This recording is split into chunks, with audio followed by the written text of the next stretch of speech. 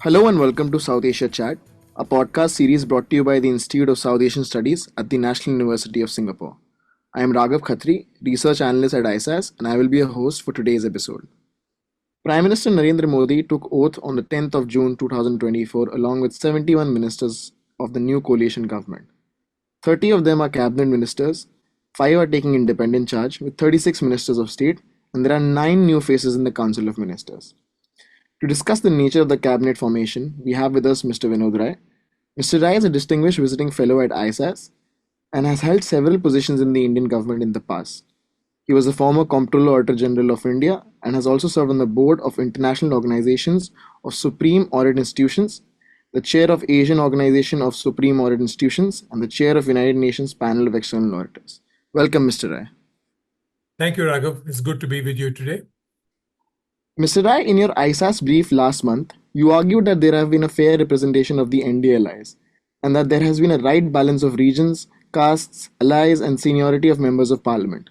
Could you walk us through to your reasoning behind this, especially considering the speculations in the lead up of the cabinet formation that the NDA allies, the Janata Dal United and the Telugu Desam Party, the TDP, would be eyeing key portfolios?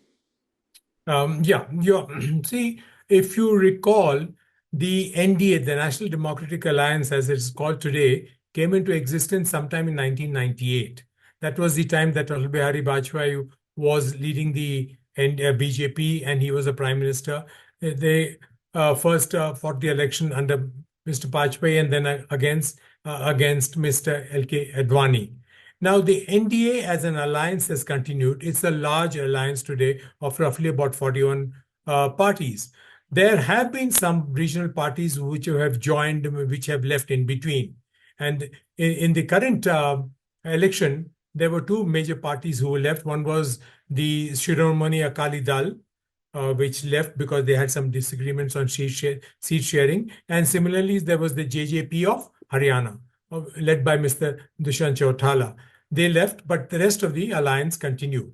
Now, in the elections, this was probably after two consecutive times when the BJP-led alliance had come into power in 2014, 2019, that the BJP by itself did not get absolute majority, which the majority mark was 272, and they'd got only about 240 seats by themselves. So necessarily they had to cobble together that pre-poll alliance came together, and the cabinet berths had to be distributed among all the major allies in the NDA. Now, normally what happens is that when cabinet formation takes place, there is a fair sprinkling of ministers drawn from different regions, different parties, different castes, and also sometimes from states which are expected to be going to polls. That kind of predominance is given to those states. And if you recall, your readers and your audience today will recall that Haryana and Maharashtra are due for elections in the current year itself. And in next year, you will be having Delhi and also Jharkhand going for elections very soon in 2025. So necessarily, there had to be a larger sprinkling of people from Haryana and Maharashtra in the President Assembly. So what the BJP has done is that out of the 71 ministers that you mentioned in the cabinet, 11 ministers have been drawn from the pre-poll alliance that was of the JDU, Janata Dal United, largely from Bihar, and the Telugu Desam Party from Andhra Pradesh. Now, but considering the fact that the BJP felt that there might be some jostling for ministries and they wanted to ensure stability, they also wanted to ensure a certain element of continuity, largely in their policy parameters followed in the past, as well as the economic policy. They made sure that the big four ministries continued to be with them, which is the Defense Ministry, the Home Ministry, the Finance Ministry, and the External Affairs Ministry. In addition to that, they had a senior minister, Mr. Gadkari, who joined surface transport as it was last time. The other major change that has been brought about is that Mr. Shivraj Chouhan, who was a former chief minister of Madhya Pradesh, has been brought along with a very critical agriculture portfolio. Now, beyond this, they had to provide for the JDU. So they have provided for the JDU, but ensured that in the JDU, there's sufficient number of what is called OBC and Dalit voters, and also from the caste. Similarly, from the Telugu Desam party, also they have got two ministers who have joined, and the portfolio given to probably the youngest minister in the parliament is a 36-year-old minister, Mr. Reddy, who's got the civil aviation ministry. Now, to ensure that the BJP makes inroads into the southern states also, they have drawn two ministers from Tamil Nadu, though they had not won the election, and also from the small state of Kerala. Kerala, their nominee in the Thrissur constituency won.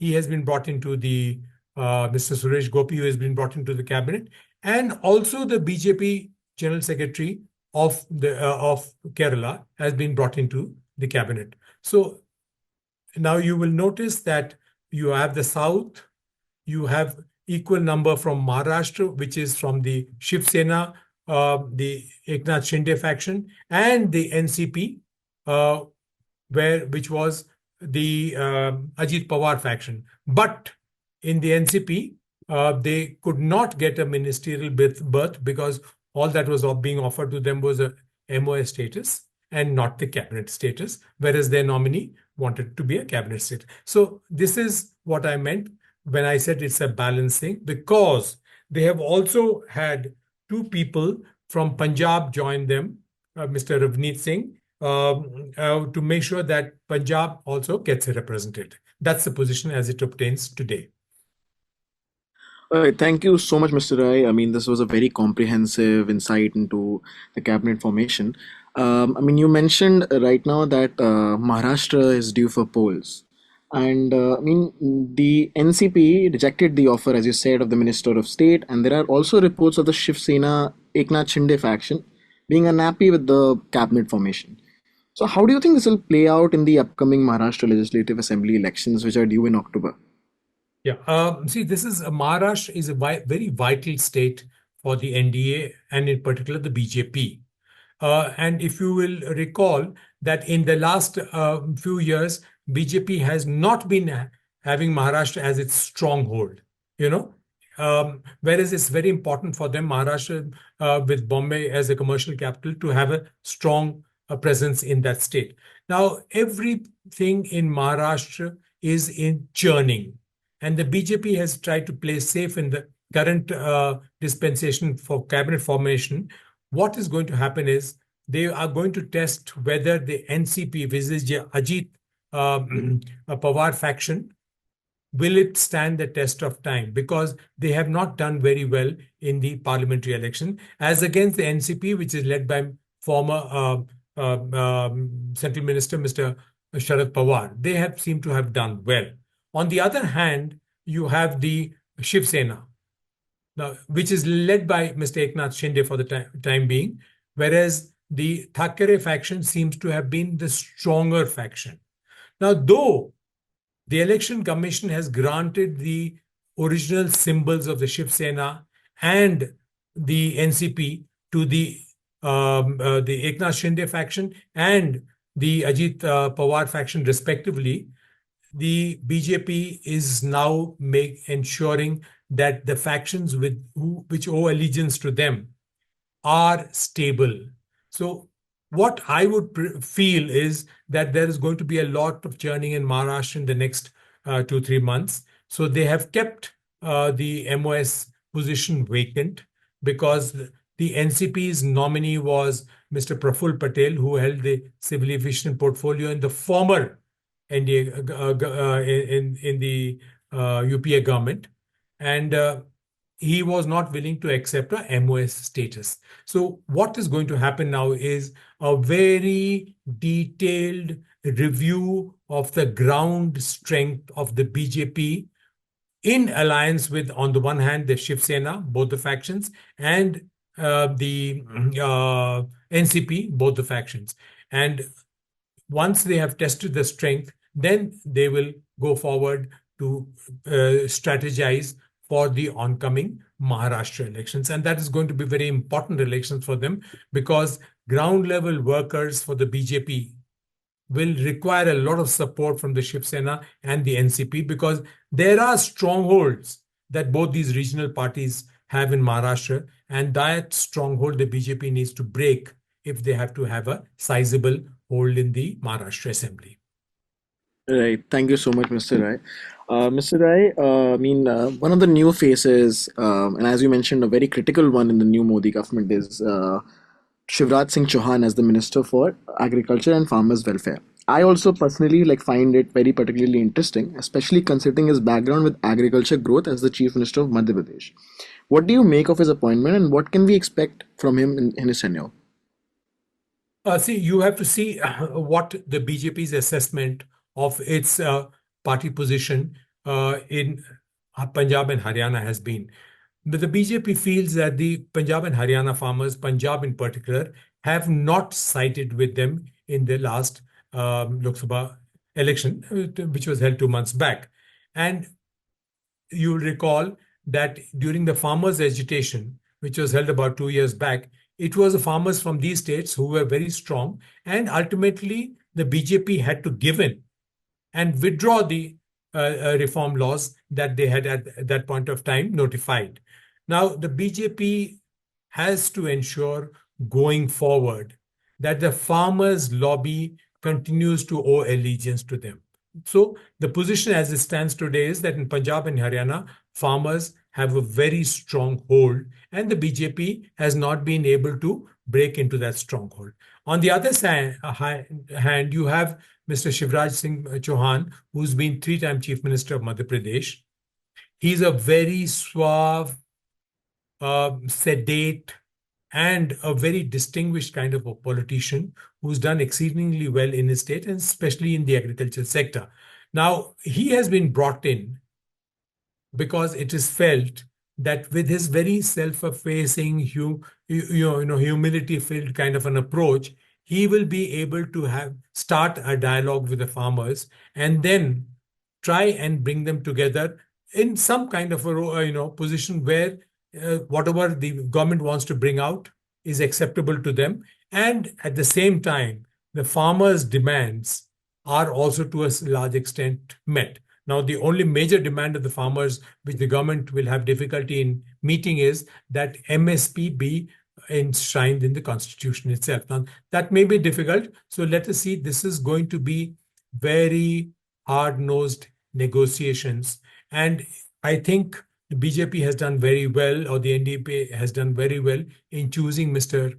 Chauhan to spearhead this kind of a negotiation with the farmers of largely Punjab, and then, of course, the Haryana farmers also, maybe some parts of Western UP also. So I think he will be the right choice.